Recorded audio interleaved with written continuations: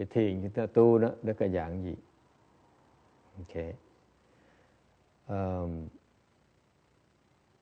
Fundamentally, cái điều chính is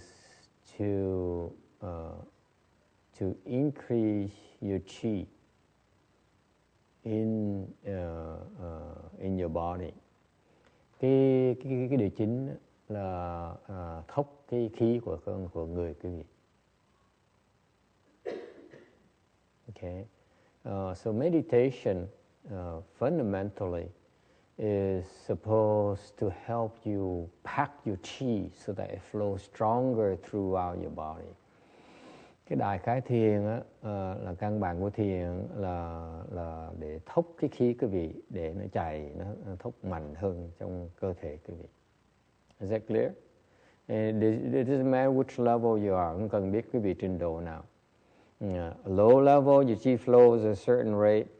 When you increase your samadhi level, your chi flows accordingly will increase faster or increase, flow faster. Cái định lực cái trình độ thấp á, thì khí nó chạy một cái vận tốc nào đó. Khi cái vị định lực mà cao hơn á, thì nó sẽ thốc mạnh hơn, nó chạy mạnh hơn một tí. So as you increase your samadhi power, your concentration power, nếu quý vị càng ngày càng tăng trưởng cái sức cái định lực quý vị, cái sức chú tâm quý vị, thì tự động cái khí quý vị nó thốc mạnh hơn. Is that clear? Is that simple? So for example, at the lowest level of the people who have no concentration power at all, the chi is the weakest. Thành ra những cái người mà không có định lực á, thì cái khí nó thốc rất là yếu. And that's where, when your chi is not strong, that's where the illness settle in. Thì nếu cái khí nó không có mạnh á, thì cái bệnh quý vị nó sinh sôi nảy nở trong thân. The illness multiply inside your body. Because so similarly, like the flow of the river, the stronger, the faster the flow, the fewer sediments. Am I correct? Những cái dòng sông như vậy, khi mà cái nước nó chảy xiết á, thì nó ít chất cặn, nó lắng xuống cái đáy sông. It's the exact same thing with your chi. Your chi, the chi is like a river flow. The stronger it flows, okay, the chi flows, the healthier you become. Thành ra cái khí mà cần như cái dòng sông này, khí mà nó chảy xiết, chảy mạnh đó, như nước vậy đó, thì tự động cơ thể cái vị nó khỏe, nó lành mạnh hơn, nó khỏe mạnh hơn. That's all there is to it. Any questions about that? Có ai thắc mắc về chuyện đó không? Applies to children, to all the way to old people. Cái này nó áp dụng cho từ con nít cho tới người lớn. Is it clear? That's all there is to it. So meditation is supposed to pack your chi to your dandian. Cái vị thiền đó, khi nó tù lại để cái dandian cái vị nó cái lỗ rũ. The dandian, the Taoists call the dandian is a concept of Taoist is a dandian is a navel.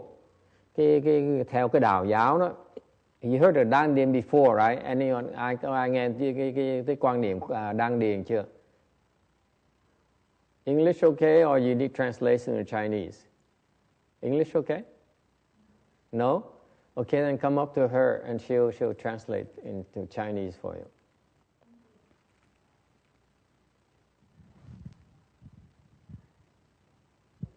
Anyone heard of the Taoist concept of dandian? Dandian. Yes? Okay. Dandian is according to Taoist, cái đăng điền theo cái bên đạo giáo đó, the Taoist is a very strong meditation, by the way. Đạo giáo rất giỏi về thiền. They're very, very good. Unfortunately for them, they're not as good as the Buddhists, that's all. Nó không giỏi bằng người Phật giáo, in my humble opinion. And biased opinion. Đều tới với cái quan niệm mà cái thiên kiến của thầy nghĩ đạo giáo nó còn thua Phật giáo xa lắm. So that the dandian. So what happened is that the Taoists are very strong in China back then. Hồi đó đạo giáo rất là thịnh hành bên nước Hoa. And then the Buddhists came. Okay, rồi đó rồi cái Phật giáo mới tới.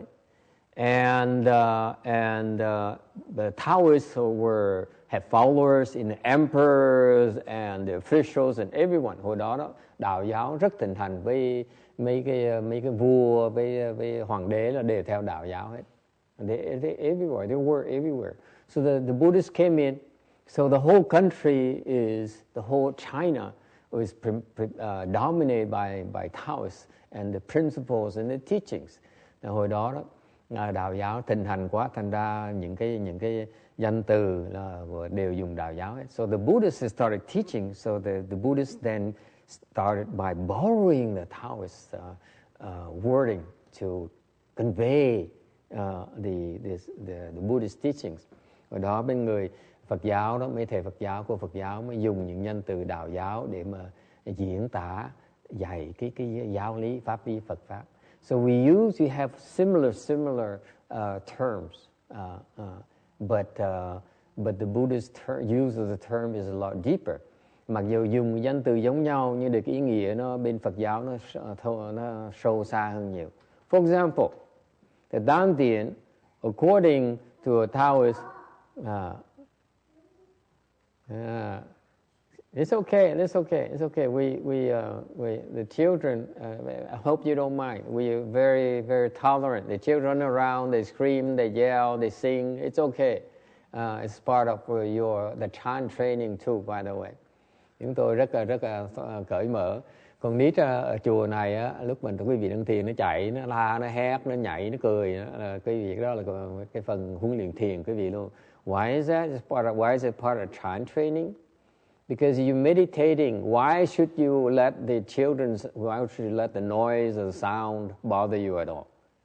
If the sounds the children are making bother you, that means you have no samadhi power at all. Okay? So it's your fault, it's not children's fault. Nếu mà ồn ào, con nít ồn ào cái vị mà không chịu được là tại trình độ cái vị thấp quá, chứ không phải lỗi của đứa con nít. So we use the children to help you increase your samadhi power. Okay? Chúng tôi dùng con nít để mà huấn luyện quý vị. It turns out one of our last year, one of our I think she's a therapist, a lady who came here from Irvine. Năm ngoái đó, hồi trước có một cái bà làm therapist, bà tới lái xe từ Irvine. It's 45 minute drive, mind you, to get here on Saturdays. Okay, and she came here and she couldn't take the noise of the children, so she never came back. Tới đây bà phiền não, tại vì con nít nó chạy ồn quá, bà chịu không nổi. So she blamed the children and blamed us for not reining in the children, and she left, never came back. So she didn't quite understand our Chan training yet. Phiền não thành là không có phải bỏ đi, không trở về lại được. Chứng minh rõ ràng cái trình độ thiền bà nó vẫn chưa hiểu được cái pháp môn thiền của chúng ta. Anyway, going back to the concept of Dantian of the Taoist, trở về là cái quan niệm của Đan Điền bên đạo giáo. The Dantian is your navel, the according Taoist. The Dantian is your navel. Cái đối với người đạo giáo, cái Đan Điền là cái đầu rúng quý vị. Okay, your navel. And then you put 3 fingers down, measure down 3 fingers down and 2 fingers in. That's where your Dantian is. That's cái đạo giáo đó. This is according to my Taoist friend. Okay, là theo cái người bạn mà chuyên môn luyện. He is a disciple of Trang San Phân. Ông này là đệ tử của Trương Tam Phong đó. Trang San Phân is a very famous Taoist immortal, meaning he accomplished the Taoist Dharma. Trương Tam Phong là cái vị tiên ông của bên đạo giáo rất là giỏi. Okay, thành đạo rồi. So he's immortal, meaning he lives for tens of thousands of years. Tiên ông có nghĩa là ông này ông sống, Trương Tam Phong sống cả 10.000 năm, 20.000 năm. And so he's still alive, and he picks his disciples. Okay, ông này vẫn sống, ông chọn đệ tử. The Tao is very weird. You will. They only pick the ones that are worthy to be taught. Người đạo giáo họ rất là kén chọn nhân tài, chọn những người giỏi mới chọn thế, còn không người vợ không có dạy, không có nhận. So Chang Sanfeng, he only picks the better students. There are some people who heard of him, so they pray to him and say, yeah, Chang Sanfeng, please accept me, your disciples and so on, teach me. And Chang, nah, you're not worthy. Có nhiều người, you heard of that, right? The Chinese, very, very strong in Chinese folklore. Chang Sanfeng, don't you know? Yeah? And he's very picky. You know, the Taoists are very, very, very, very selective. They only pick the one that are have the potential to improve very quickly. Otherwise, they don't teach them. Yes? See, she knows what I'm talking about. I'm Vietnamese, so I have to borrow it from a Chinese thing. Okay? So this guy here, the Dan Dien, okay, is according to them 3 fingers down, 2 fingers in. Okay? That's what your Dan Dien is. That's according to Taoists. Okay? Thành cái Trương Tam Phong á, là bên đạo giáo họ rất là kén đệ tử, có căn cơ họ mới dạy, không căn cơ họ chê, họ không dạy đâu. Thành ra ông này là ông người Việt Nam mà đệ tử Trương Tam Phong, tại vì tối ông hiền ra ông dạy cho ông này dùng không, dạy võ cho ông này. Thành ra thêm đạo giáo cái đăng điền cái vị nếu cái lỗ ruống á, xuống 3 ngón tay, ba ngón tay xong đi vào 2 ngón tay, đó là đăng điền. Exactly what they are. Every, you know, your Dan Dien, each one of you is right there. 3 fingers down, 2 fingers in. So far so good? It doesn't matter you Chinese, Vietnamese, you know, Hispanic, doesn't matter, okay? It's where your Dan Dien is. Okay, now the Buddhist Dan Dien is slightly different. Cái Dan Dien ở Phật giáo mình là khác, it's the navel. Because just in case people don't have fingers or something, you know, we Buddhists, we simplify everything. That's a joke. Phật giáo mình là cái Dan Dien ngay nơi cái lỗ ruống thôi. Okay? So what happens is when you meditate, your chi packs it around your Dan Dien area. And mỗi lần khi cái vị thiền đó, thì cái khí cái vị nó tù lại nơi cái lỗ ruống cái vị đó, nơi cái Dan Dien đó. Okay? And that's where, and then that's where the more chi that's packed there, then the strong the chi flows. Sang cái đăng điền mà nó càng đầy chừng nào, nó càng mạnh, tụ càng nặng, nhiều chừng nào thì khí nó chạy mạnh chừng đấy. So far so good. Okay. So that's why the way the Dan Dien, your chi packs in your navel, your Dan Dien, is related to your level of concentration. Thành cái khí nó tụ nó càng nhiều trong Dan Dien cái vị, nó tùy theo cái trình độ định lực cái vị. So those who have better concentration will pack more chi in your Dan Dien. Thành cái người mà định lực cao, có sức chú tâm thì sẽ cái khí nó tụ nhiều ở nơi Dan Dien hơn. Any questions about that? Có ai thắc mắc gì chuyện này không? Okay? Yes.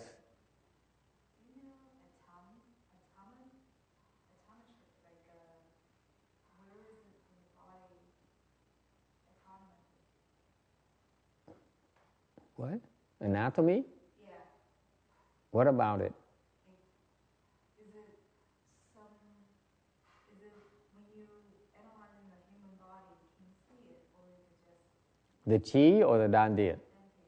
The Dan Dien is a mental construct. Cái Dan Dien chỉ là một cái khái niệm thôi. Okay.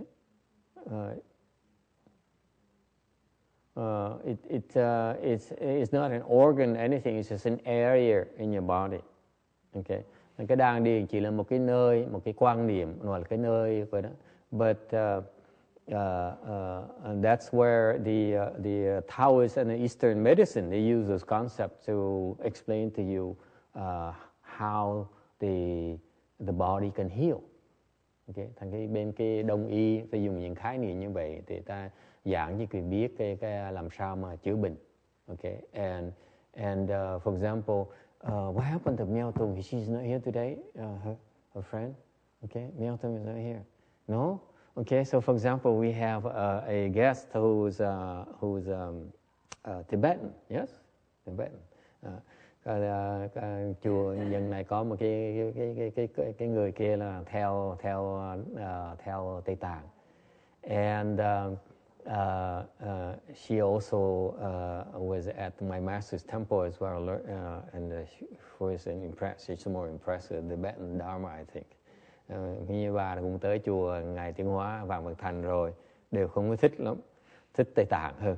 Okay, so and she's been staying at our temple for a few weeks now. Để thích cái chùa này thích, thành ra ở đây vài tuần rồi. And she heals illness. Thì bà chữa bệnh được. And how did she heal her ascension? She pressed this, she's acupressure on people's spine up to your head. Bà bấm cái huyệt, từ nơi xương sống cho tới cái đầu. Yes? Did she heal you too? No, you don't believe her? It hurts? It's supposed to hurt.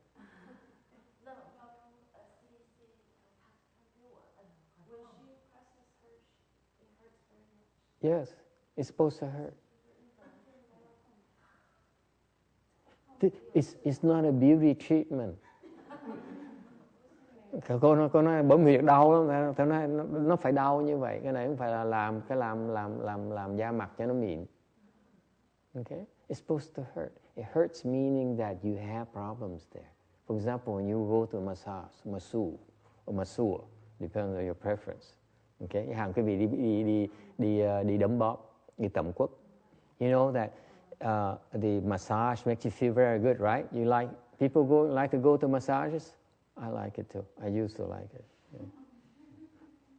Okay, so you go to a massage, the masseur.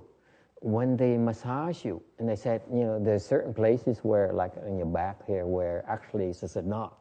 Okay, thành ra cho những cái người mà bị căng thẳng tinh thần đó, okay, thì cái vai cái vị sau này nó có cái chỗ này nó cứng dễ sợ lắm. It's a knot. It's called some kind of knot. Also, it's a mental concept. There's no such a thing as a knot. Okay, it's a knot of energy. Okay, so it's very tense back here. Especially you programmers and so on. You program a lot, nail technicians, okay, people who use their hands a lot, okay, or people who do ramen, huh? Your Chinese people like it. They're in the back here. There are two places here that the energy will be stuck here. And that's when you massage it, you can feel that it's much like there is a dot there. There's a knot there. Yes? Cái vị biết những cái người mà làm việc tay chân nhiều, chẳng hạn như programmer hoặc là làm móng tay đó, làm tay lẻ đó, nhiều đó, thành người ta bị actually nail technicians, by the way, they get stuck here, and the doctors operate here. Carpal tunnel syndrome, whatever. Programmers and so on, you have this. The Western doctors want to operate here, okay? Actually, you do it wrong. What's stuck is back here, not here. If you release the pressure here, this will be healed. Because the key is back here. The Taoists, by the way, the Taoists have that chart that shows you where the energy flows. For you to move your hand, the chi has to go up, okay, through that knot here and down to your arm so that you can move it. The Tao is very, very good. Thành cái gì biết không?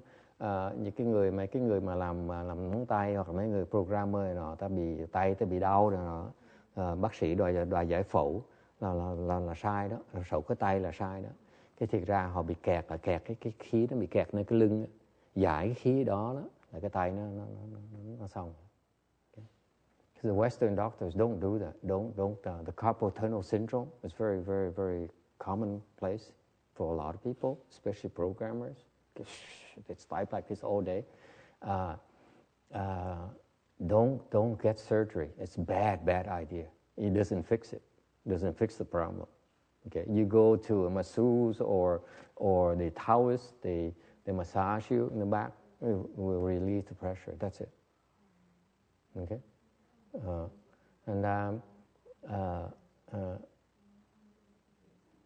okay. So anyway, so when you have that problem, you go to masseuse or you have your tense. Okay, your tense here, your muscles are tensor. Your shoulder muscles, and especially that one in the back, is stiff. You can see that there's a knot there. It's called so-called knot. Okay? And when you massage it, it hurts. Mà lúc cái vị bấm ở chỗ đó, bóp chỗ đó, nó đau lắm. And it's supposed to hurt for it to free the chi blockages. Nó phải đau mới gỡ được cái khí nó bị nghẹt ở đó. So far so good, and that's why it's supposed to hurt.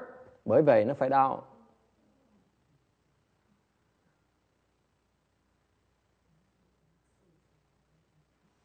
And if you are not, if your body is healthy, you will not have any pain. Nếu cái cơ thể cái vị nó khỏe mạnh, không đau chỗ nào hết. Okay, but actually it's usually we all of us have the problem somewhere. Some organ is not functioning properly. Để người thông thường ai cũng có một cái bộ phận mà nó đang bị vấn đề, nó có vấn đề. So when you press certain acupressure points, it will hurt. Thành lúc đó lúc cái vị bấm những cái huyệt đó, nó sẽ đau. It's a good thing. Okay? Because when you press, for example, your feet. Okay? Your feet. Oh, this is not a good foot. This is better foot. Yes. This feet here, the plant your feet has a lot of nerve endings. That's why you go to those foot reflexology. They massage you. They do it right, it will help you a lot. Do it wrong, they harm you as well. Mà những người đấm bóp chân quý vị đó, nếu mà họ làm đúng, đấm bóp đúng, giúp quý vị dễ sợ. Mà đấm bóp trật hại quý vị. Very dangerous thing. Okay. Go to the experienced and good ones. Don't go to just anyone. Okay, be careful. It's very cheap. I heard it's like $10, $30 for an hour, $10 for half an hour, or something like that. I don't know. And many times I drive by, I saw the signs. Wow, so cheap, and I resist the urge to go in there because we have to be very careful. Okay, thành cẩn thận mấy cái chuyện đó. Yes. If you don't learn anything today, you drive around, this area. There's lots of signs like that. Be careful. Okay. Any questions? I forgot where I'm at anymore. So. Any questions? Ai thắc mắc gì không? Yes. Thầy nói cũng như cái bả chai của mình đau là nó ảnh hưởng tới cái bàn tay của mình. Tại vì cái khí nó không có thông ở trên đây. Khí nó nghẹt ở đây. Thành nó nghẹt ở đây rồi mới tới bắt đầu nó nghẹt cứng ở chỗ này. Thành ra bác sĩ nó giải phẫu chỗ này thì mới giải chỗ này, thì cái chỗ này nó chưa giải quyết xong. Thành ra giải phẫu xong nó sẽ bị lại. Nó vẫn bị lại như thường. Thành muốn giải quyết cái bàn tay mà nó cứng này là phải đấm bóp sau lưng chỗ này nè. Thì cái tay được. Okay? Okay.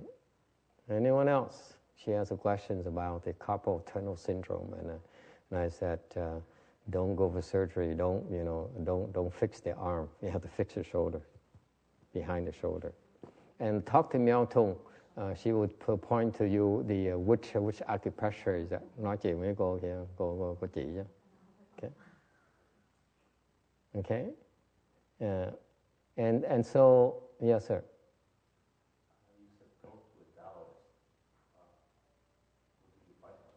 Go define one. Most of the herbal doctors are Taoists. They have Taoist trainings. Herbal doctors. Yes. Những cái người thầy thuốc ta thường họ theo đạo giáo. Okay. I can't recommend one over the other because Buddhists are supposed to be impartial. It's not that I'm afraid to promote the competition. There's no competition for us. Okay. Thầy không dám khuyên hay giới thiệu người này người nọ, tại vì sợ là cái vị nghĩ là thầy thiên vị. Thực ra Phật giáo nhưng tôi không có thiên vị ai, cũng có sợ ai hết đó. Okay. But they're very good with those things. Okay, very good at healing the body. You can find a good one, they can help you very quickly. Yes? But there are lots of them, by the way. In our valley, it's in our area, lots of people will heal, right? And that's from a Taoist derivative, that kind of process. It's based on these acupressure and so on and so on. Pressure points and so on. Okay? Cái vùng này nhiều cái chuyện đó. And all right. Where were we? Nó loạn xà ngầu hết, bây giờ quên hết rồi. Taoists. Yes, the Buddhists came. And we said the Dandians, actually the navel itself, because that general area, it doesn't matter. It's only because the Taoists don't understand yet. Lý do tại sao Phật giáo mình dạy Đan Điền khác là tại vì người Đạo giáo chưa hiểu. They don't understand Dandian yet. I'm offended Trang San Phân. Thầy biết đang chọc Trương Tam Phong này. If you see someone hitting my head like this, you know it's him, okay? Or Taoist immortal. Quý vị ai thấy đang ngồi thầy đang nói Pháp mà ai đang ký đầu thầy là biết chắc mấy ông Đạo giáo ký đầu đó. No disrespect intended. The Taoists don't understand the concept of Dandian yet. Cái người Đạo giáo chưa hiểu quan niệm Đan Điền. And that's why the starting point of Dandian is 3 fingers down and 2 fingers in. Lúc bắt đầu tu là bắt đầu cái Đan Điền, cái vị là 3 ngón tay, rồi xong 2 ngón tay vào. Bắt đầu Đan Điền đó, you know? Okay? It's not a bad start. It's general area. Remember, it's a battery, right? The general area is a Dandian. Okay, that's fine. But as you progress beyond the level of Trang Sen Feng, the Dandian will be different. That's why Trang Sen Feng teaches you the wrong stuff. He only teaches you beginning knowledge, not ultimate knowledge, not ultimate Dandian. Thành ra cái vị mà tu tới trình độ Trương Tam Phong á, thì nó đúng. Mà cái vị tu mà hơn Trương Tam Phong thì thấy cái Đan Điền nó khác. Thành ra cái bên Đạo giáo nó dạy cái vị mấy cái khái niệm bắt đầu thôi. Sau khi mà trình độ cao rồi Đan Điền nó đổi. Okay? That's why. That's why we Buddhists teach you the Dandian, simplify everything we teach you, the Dandian is an navel. Thành ra Phật giáo chúng ta đó giản dị hóa cho quý vị. Okay? Là cái Đan Điền đó, nó ngay nơi cái lỗ ruộng. Okay? That's all there is to it. And actually, as you concentrate in your navel, as we teach you, the Dandian actually is inside, behind your navel. Thiệt ra, theo phương pháp như tôi dạy, quý vị Đan Điền đó, chú tâm ở chỗ đó, thì từ từ sẽ thấy cái Đan Điền nó ở sau lỗ ruộng một tí. So far, so good. But in general, when you meditate, the chi packs in that area. Thành thường, khi mà quý vị thiền đó, whether you do yoga, you do tai chi, you do qigong, doesn't matter. It packs right there. Okay? Cái vị tu yoga, tu tai chi, tu khí công, tu bất cứ gì, tu võ, thiếu lâm này nọ, nó Đan Điền nó đều là tụ cái chỗ Đan Điền đó. Okay? That general area is called the Dandian. So far, so good. And when the chi packs there, so the more you can concentrate, okay, the more chi will be packed there. Thành cái vị càng chú tâm chừng nào thì cái khí nó càng tù Đan Điền nhiều chừng đấy. It's denser there. And then it flows throughout your body. Nó bắt đầu nó vận chuyển khắp người cái vị. So far so good. I noticed something mà thầy để ý một cái chuyện khác nữa. Because you meditate, the objective, no one explains this to you yet. I don't care whether you do Hinayana or Taoist or Mahayana, doesn't matter, whatever practice you do. Okay? The chi packs in that general area. Không cần biết cái vị làm cái phương pháp nào, tiểu thừa, đại thừa, đạo giáo, Phật giáo, là tà ma ngoại đạo, nó chả nhập, nó đều cùng một chuyện hết, là nó phải được tụ ở đó. Okay? Packs in that Dandian area, and then it flows. Bắt đầu nó chỉ vận chuyển đi. So far so good. And so when I notice someone sitting, and so when you meditate, make sure you insulate yourself. Okay. Don't sit on the ground. Thành lúc quý vị thiền đó, né, đừng có ngồi trên cái đất. Don't lean against the wall. Đừng có dựa trên cái tường. Why not? Because when you do that, the earth, Mother Earth, is the biggest. We suck all your chi. Cái vị mà ngồi mà không ngồi trên tảng đá, ngồi nơi dựa tường như vậy đó, okay, thì sẽ bị quả đất á, nó hút tất cả cái khí quý vị. So it's self-defeating because you're trying to pack the chi and you allow the Mother Earth to pull it out of you.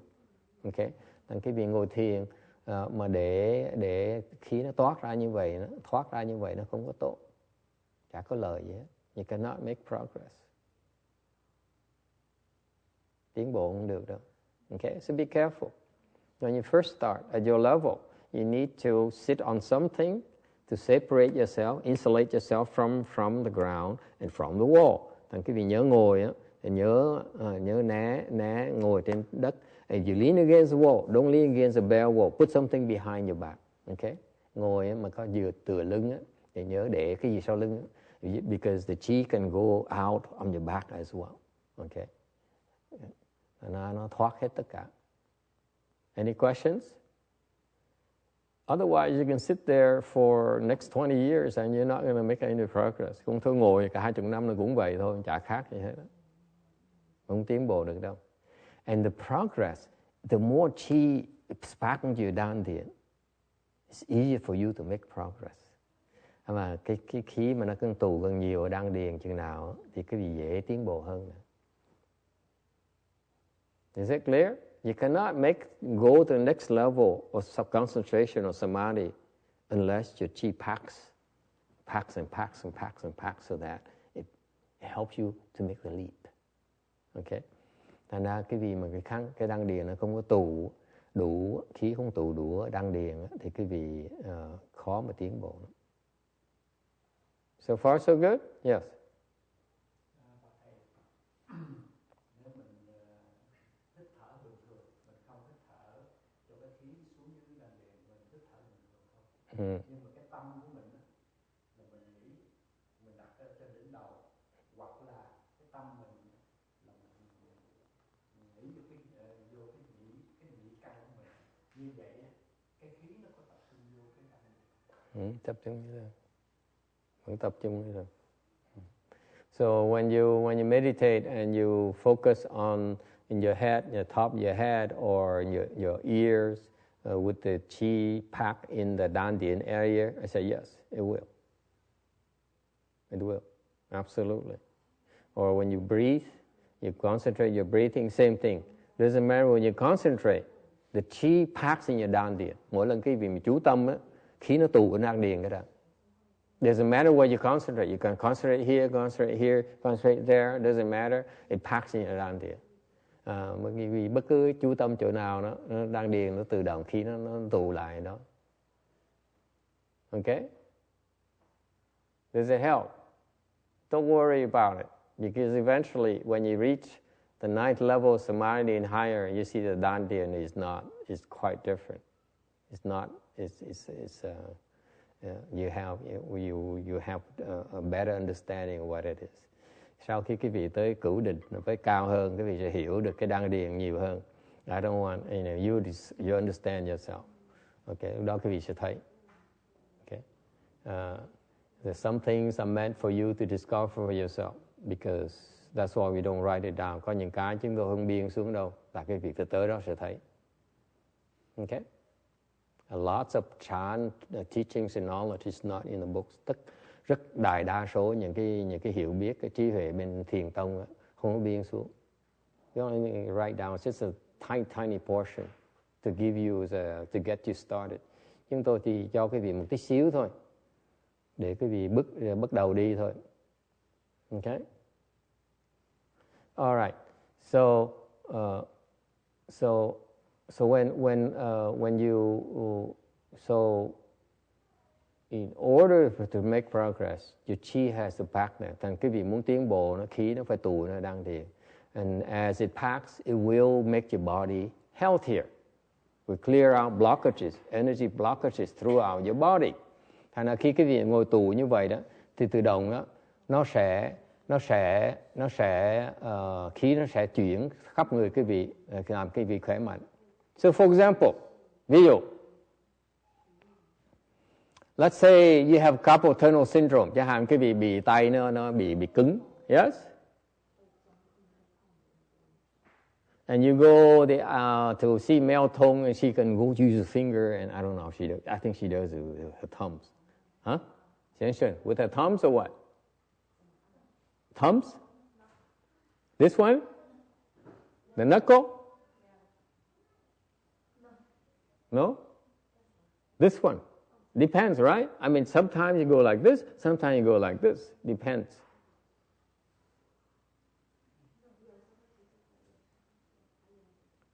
I'm learning. I'm trying to learn. I'm trying to steal some knowledge from the Taoists. Để nó học lóm mấy người đạo giáo một tí. Okay. So anyway, so you can go for them to pressure, or you go to the acupuncturist and they take a needle or bamboo toothpick and stick it. Yeah. Hoặc cái vị tới cái người châm cứu lấy kim ta chích vào cái chỗ đó, right? They put a needle in that area to release the energy blockage. Họ có thể lấy cái kim ta chích vào đó, yeah? And they charge you money for it. Mel Tung doesn't charge any money, by the way. Just in case. Anyway, so when you do that, is to release the pressure, right? To release the block, the energy is being blocked. Ta làm như vậy để mà gỡ cái khí nó bị nghẹt ở đó. So far so good. That's how you get well. Cái vị sẽ nó bị gỡ khí, nó bị nghẹt, không nghẹt thì sẽ khỏe lại thôi. That's all there is to it. So far so good. It's very simple. So, or the herbal doctor give you something to drink, and that will activate your chi so that it unblocks it. That's all. Hoặc là uống thuốc ta thì sẽ gỡ chỗ nghẹt đó. Okay? Nếu họ dùng đúng thuốc. That's all there is to it. Okay. What about chant? Thiền thì sao?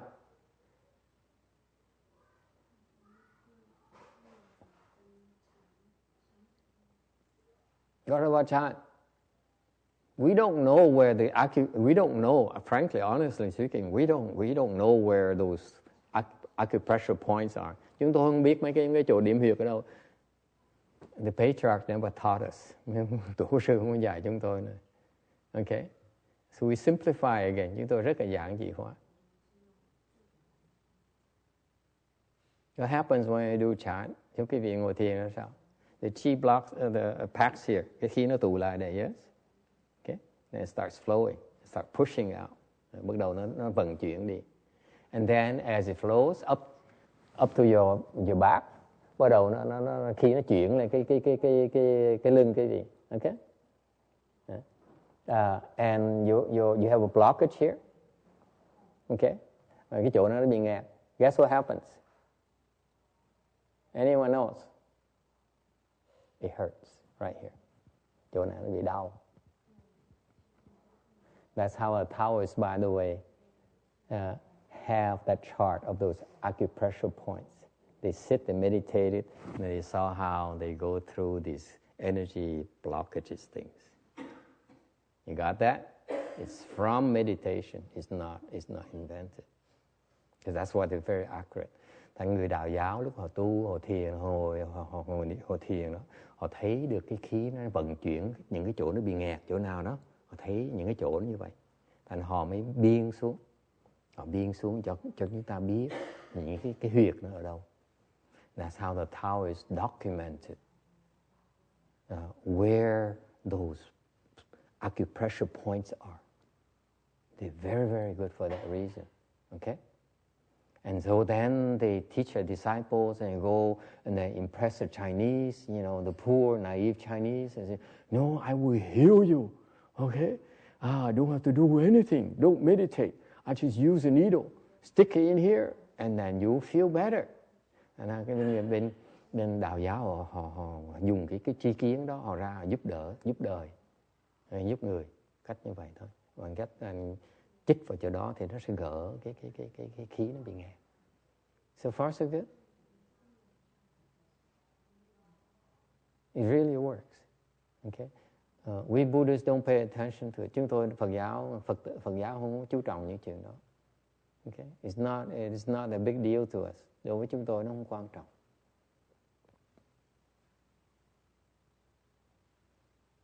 But when you meditate, như khi quý vị thiền đó, so the chi goes up. Okay. Khí nó thốc lên, goes up from your navel, your back or your navel area. Từ cái đan điền quý vị nó thốc lên, right?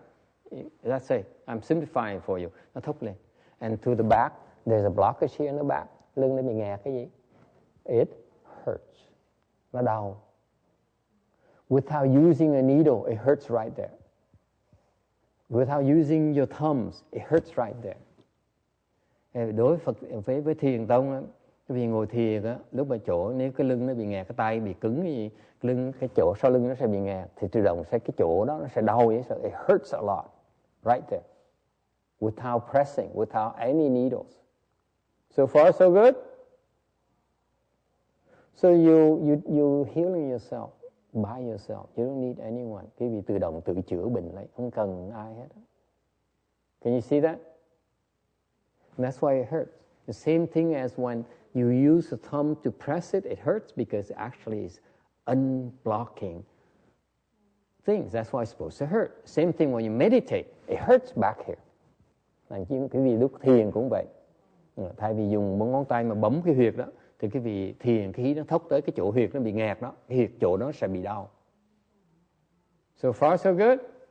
So we don't care. We don't care what the acupressure points are. Thành đối với chúng tôi không cần chú ý đến cái chuyện đó. Because we are solving a bigger issue. Chúng tôi giải quyết vấn đề nó lớn hơn nhiều. We solving why it's stuck at there in the first place. Chúng tôi dạy cái vị thiền để mà giải quyết tại sao nó nghẹt ở đó. Chứ không cần gỡ, không cần lo về cái chuyện nghẹt. You understand the difference? The Taoists are concerned with unblocking you, right? Bên đạo giáo nó dạy cái vị họ tu để họ hiểu cách để mà gỡ cái nghẹt này. Buddhists, we know it's stuck there, but we help you so that it doesn't get stuck there. Thì Phật giáo chúng ta đó thì tu để dạy cái vị làm sao để nó không bị nghẹt, chứ đừng có chữa cái nghẹt. We don't care about the unblocking that much. That's the difference. Okay? So that's why we never put that much emphasis on documenting acupressure and healing and those things, because those are treating symptoms. We're getting to the root problem, why it gets stuck there. Thành ra bên cái Phật giáo, đạo giáo nó khác nhau chỗ đó. Đạo giáo là chuyên môn đi gỡ mấy cái chỗ nó bị nghẹt. Chúng tôi là chuyên môn đi gỡ cái lý do mà tại sao nó nghẹt. Một bên đó, đạo giáo thì là chữa cái triệu chứng thôi.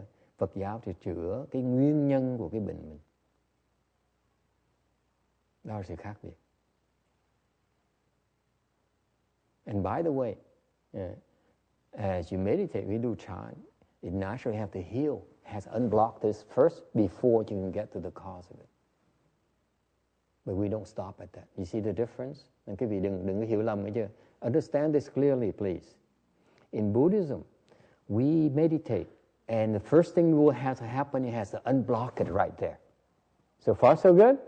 Thành bên Phật giáo mình tu, đừng có hiểu lầm nghe chưa? Phật giáo mình tu thiền, tự động nó sẽ gỡ cái nghẹt ở đó, automatically. Rồi sau này khi tiếp tục tu tiếp mới gỡ được cái tại sao nó mới nghẹt. And then you continue to meditate, then it will unblock, it will resolve why it gets stuck there in the first place. There's a process. It has unblocked itself, and then it gets stuck. It's a natural progression. And sometimes we resolve why it gets stuck so that it will unblock this as well. We have two ways to approach it. Thành đối Phật giáo chúng ta có hai cái phương pháp để mà giải quyết nó luôn. Thứ nhất đi thường thể, nếu đi đường chậm thì gỡ cái chỗ nghẹt trước, thì từ từ nó sẽ gỡ cái nguyên nhân tại sao nó nghẹt. Hoặc cái trường hợp khác, những người có phước cao hơn thì gỡ cái nguyên nhân nó bị nghẹt, tự động nó sẽ gỡ cái chỗ nó bị nghẹt ngay lập tức. Phật giáo mới có hai cái đường trị nó luôn. So sometimes Buddhism is faster than Taoism. Nhiều khi Phật giáo mà nó lẹ hơn là đạo giáo. So far so good.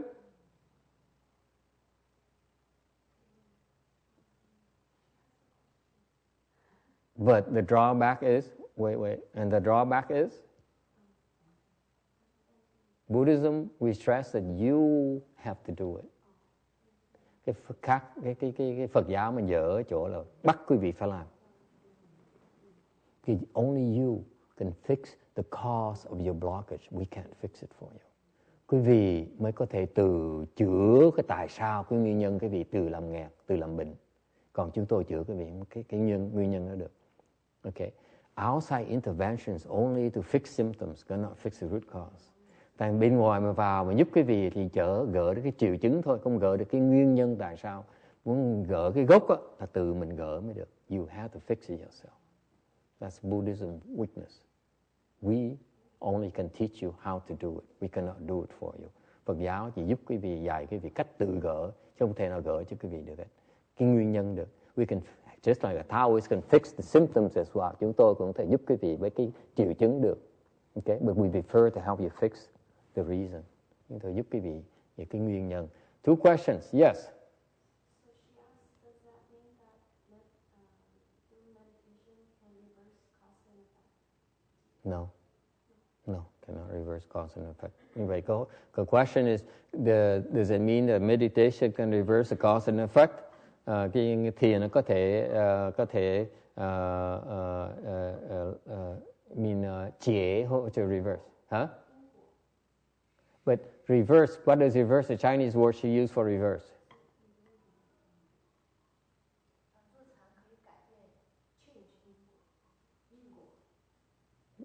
Cải变是什么意思? What does she mean by 改变?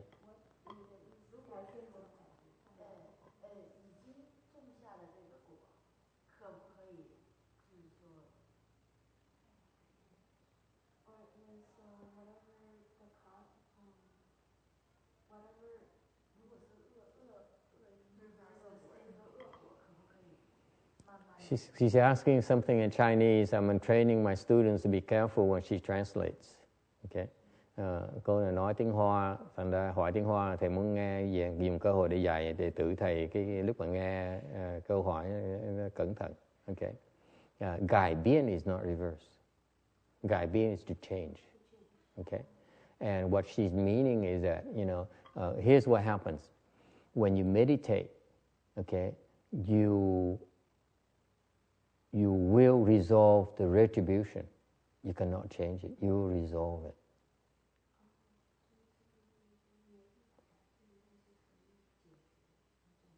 That's right. The retribution cannot be changed. The retribution has to be resolved. Buddhism is very precise. You have to be precise about that. Câu hỏi là she asked that the retribution in terms of cause and effect, the retribution is an effect. A retribution, can it be changed? And I said, no, retribution cannot be changed. It can only be resolved. Okay. Hỏi tiếng Hoa này rất cẩn thận. Thầy nói là cái câu hỏi là theo cái luật nhân quả đó. Mình thiền có giải quyết được cái quả không? Thầy nói cái quả đó. Có thể đổi được cái quả không? Thầy nói không. Theo cái luật nhân quả, cái thiền đó, nó thể giải quyết được cái quả, nó không thể đổi cái quả. Okay? Be careful. The Chinese, the jie and the cải biến is totally different meanings. In Buddhism, we don't change. Okay? We don't change. We cannot change the effect. Okay? Can only resolve it.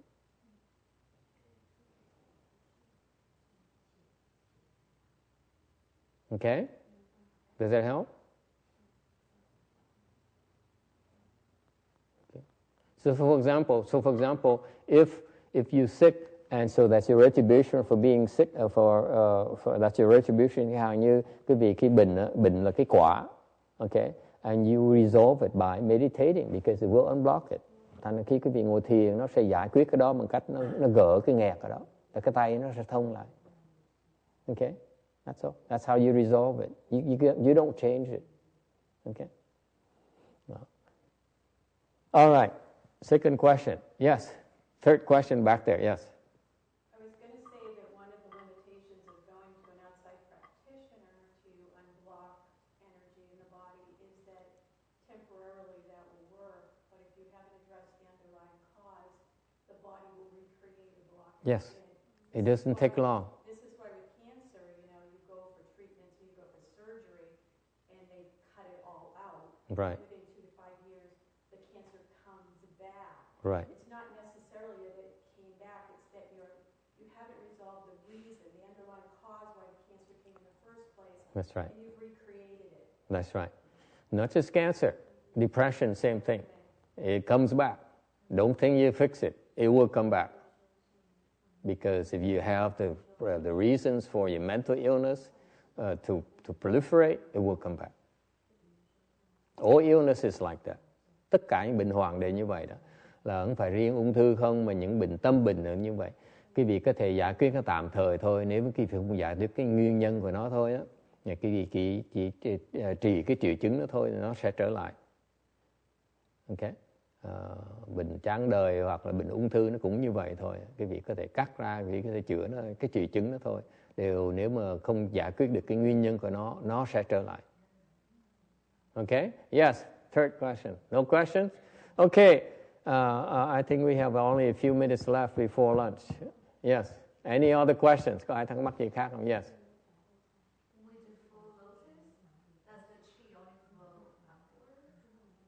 Everywhere. Actually, it goes through, it cycles through your entire body in about 2 hours, depending on your skill level. Some people it's only 45 minutes, but typically it's 2 hours. For most of you, it's 2 hours. For the good ones, 45 minutes. Okay? Khi nó vận chuyển nó sao, thì nói thường thường ấy, người bình thường ấy, thì 2 tiếng nó sẽ chuyển khắp tất cả mọi người. So it cycles through, it takes 2 hours to go through an entire body. Thường thường khi vận chuyển xung quanh người nó tốn 2 tiếng đồng hồ. Những cái người trường hợp mà trình độ mà cao hơn có thể còn những 45 phút là vận chuyển xong rồi.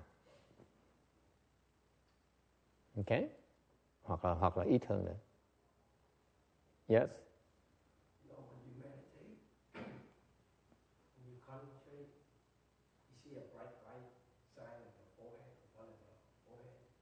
Yes.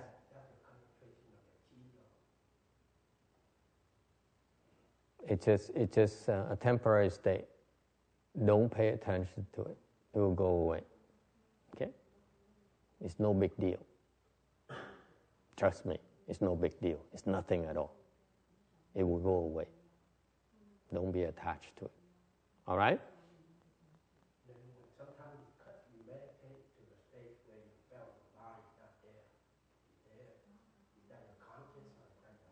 No, that's samadhi.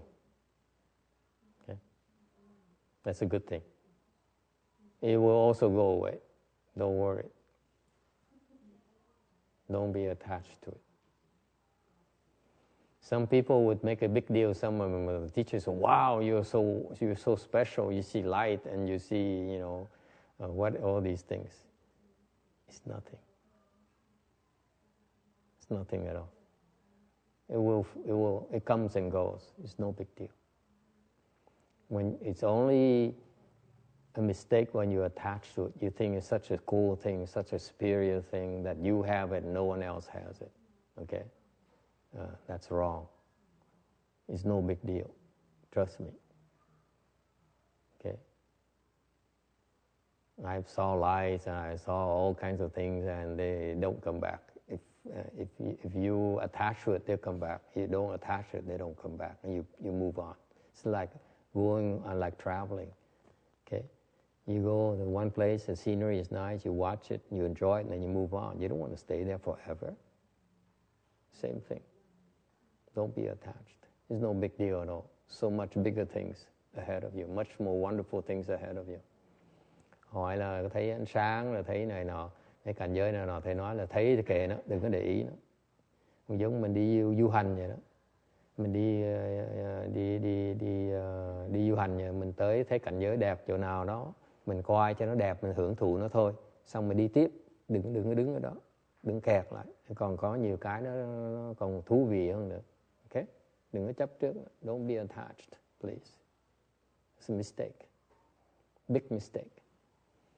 You know, that's why the Taoists made the same mistake, or many meditation teachers make the same mistake. You know, even the Tibetans make that mistake. They stuck at healing people or helping people like that.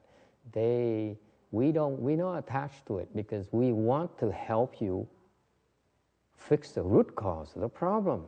We're not interested in teaching you alone on how to heal yourself. That's not enough. You're better than that. Thằng chúng tôi không kẹt như bên Tây Tạng mấy cái pháp kia, tại vì họ thích mấy cái chuyện nó tuyệt vời, nó kỳ thần thoại, nó ly kỳ. Thiệt ra Phật giáo mình rất là giản dị, muốn giúp quý vị giải quyết vấn đề mà quan trọng nhất, cái nguyên nhân của nó. That's the difference. And finally, one thing I like to explain to you is that the place where you meditate also matters. Cái chuyện khác là thầy muốn nhấn mạnh quý vị biết cái chỗ quý vị thiền nó quan trọng lắm. The environment is very important. Use the analogy of that river. Ví dụ, dùng cái ví dụ của cái dù của cái dòng sông đó. Okay. If you are in a river that the flow is very strong, khi vào cái dòng sông mà nước nó chảy mạnh đó, then you will flow strongly as well. Thì quý vị sẽ bị nó đẩy đi. Same thing. You go to a place like our temple, and I'm not bragging, where the chi is stronger, okay, because we do a lot of meditation here. It will help you as well. And quý vị tới cái chùa, quản thầy thì tự khoe, tại chúng tôi đây thiền rất là nhiều. Thì tới cái chỗ mà cái khí nó mạnh như vậy thì quý vị sẽ được giúp luôn đó. Therefore, the proof is that some people, when they come to the temple, they can meditate better, sit longer, and make progress quicker. Thành nhiều người tới chùa đó, người ta tới thường lệ, tới cảm thấy thiền dễ dàng hơn, chú tâm dễ dàng hơn và tiến bộ lại hơn vì vậy đó. Because you're being pushed along as well. So it helps, it pays to come to the temple. Even the children, những con nít nó tới, okay, they come to the temple, their body becomes healthier. Mấy con nít nó tới, even though they don't understand anything, nó không hiểu gì hết, they don't need to understand anything. Just the fact they hear, the chi will be pushed stronger. Nó tới đây, nó sẽ đẩy khí nó mạnh hơn. It would help their body, would help them become healthier. Okay, for all of you, tất cả mọi người. Okay, and unlike Google, we can't monetize it. We can't make money of it. Chúng tôi không giống như Google là không thể làm tiền về cái đó được. All right. Thank you for coming. Let's have lunch.